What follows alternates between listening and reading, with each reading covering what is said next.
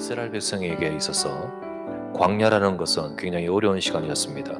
그런데 이스라엘 백성에게 주어진 그 광야는 단순히 가나안 땅을 가기 위해 통과할 길은 아닙니다. 하나님께서는 가나안 정복의 언약의 성취를 위해서 이스라엘 백성에게 뭔가 갖추도록 하기 위해서 주신 것입니다. 그 기간이 40년 걸렸습니다.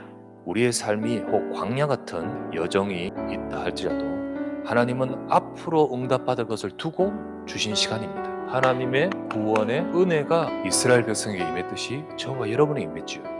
이스라엘은 노예 상태였습니다. 하나님은 바로 구원을 계획하셨습니다. 내가 내려가서 그들을 건져내겠다고 하셨습니다.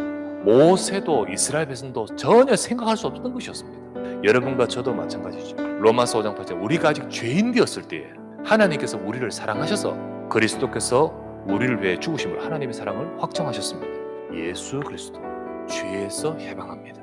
마귀의 일을 멸하셨습니다. 우리를 지옥 상태에 내버려 두지 않으시고 자기 아들의 나라로 옮기셨다 했습니다. 이것을 받았기 때문에 이루어야 되는 것이 바로 하나님의 뜻이며 또 하나님의 말씀이죠.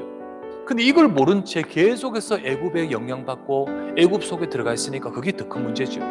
우리도 마찬가지입니다. 이미 죄, 사단, 지옥 모든 세 가지 저주는 다 끝난 줄 믿습니다. 그러면서 우리에게 주어진 것이 뭡니까? 권세입니다. 영접하는 자에게 하나님 자에 대한 권세를 주셨다 했습니다. 언약의 백성이 가장 낮아도 귀신 이깁니다. 언약의 백성이 가장 비실비실해도 그가 이깁니다. 우리 힘내서 이기는 것이 아니라 이미 주어진 권세인 줄 믿습니다. 주님은 지금 이 시간 성령으로 함께 하십니다.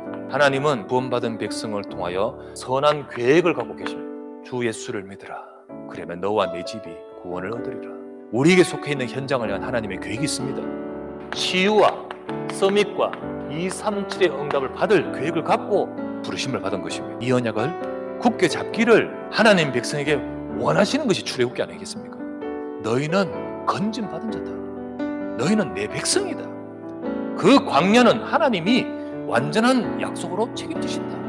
우리는 이 약속을 가질 때 이후의 광야 여정은 문제의 여정이 아니라 응답의 여정임을 기억하셔야 됩니다. 하나님께서 분명히 함께 하시고 이 계획을 갖고 계시지 않습니까? 하나님이 홍해의 광야길로 돌려가지고 이스라엘 백성을 인도하셨다고 했습니다. 광야로 들어가도록 하나님이 주신 겁니다. 하나님이 이 40년 동안 광야길을 걷게 하신 거 기억해봐라.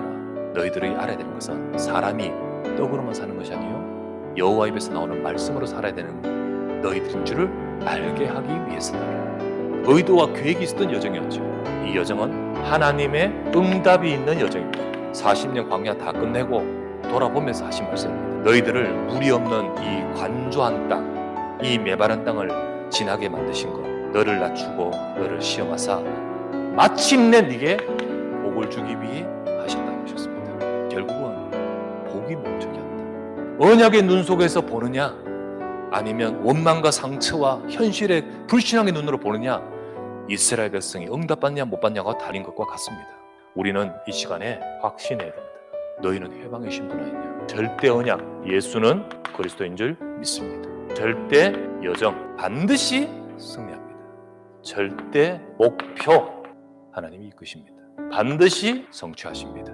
구원받은 하나님의 백성으로서 우리의 삶이 바로 승리하는 언약의 백성의 길을 가는 줄 믿습니다.